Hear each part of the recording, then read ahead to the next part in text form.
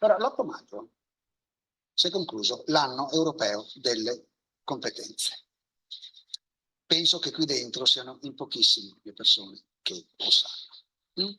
E già questo ci dice che, con tutto rispetto per il dibattito sulle competenze, vengono evocate, ma quando l'Europa crea l'anno europeo delle competenze, il dibattito attorno alle competenze si fa in maniera limitata. Ecco, noi questa sera riprendiamo questo dibattito focalizzandolo su un'area molto particolare, che è quella della governance delle imprese.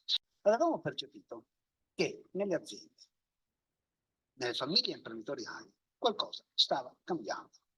E abbiamo chiesto a 200 e poco più famiglie imprenditoriali e abbiamo detto a queste imprese di mettere in ordine le priorità nell'agenda di una famiglia imprenditoriale. Quando abbiamo raccolto i dati e li abbiamo elaborati, guardando i risultati, ha detto: ma qua intanto c'è qualcosa di nuovo. Ma soprattutto a me pareva di vedere nelle risposte i personaggi di due romanzi contemporanei. Il primo è Pier Giorgio Pazzi, che è uno dei protagonisti Negli occhi di chi guarda di Marco Malvaglia. Marco Malvaglia a un certo punto nel romanzo scrive che Pier Giorgio non era mai stato un granché e fino a tutto il tempo del liceo il suo ruolo alle feste e alle cene di classe era stato non molto lontano da quello della carta da parati. Qualcosa che si nota appena, che non parla e di cui tutti auspicano la rimozione. Se ci pensiamo, la governance del Novecento aveva queste tre caratteristiche. Si notava appena, e difatti nel dibattito pubblico e scientifico di governance si parlava poco, si discuteva poco, non parlava, a parlare era l'uomo, il leader solo al comando, in gergo nordestino, il paron, e di essa si auspicava la rimozione. Difatti era concepita come un adempimento amministrativo. Poi però le cose cambiano.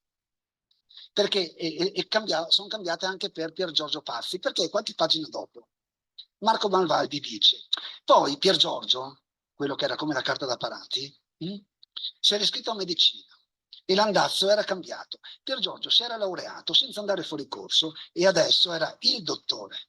Era quello a cui tutti chiedevano informazioni e consigli.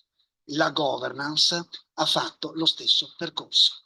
Oggi la governance dell'impresa a proprietà familiare è l'organo al quale tutti e tutte noi chiediamo consiglio per poter impostare una strategia sostenibile nelle sue diverse articolazioni. Vi dicevo prima che mi erano venuti in mente, ho finito, due romanzi. Due romanzi. Il primo era appunto quello di Marco Malvaldi,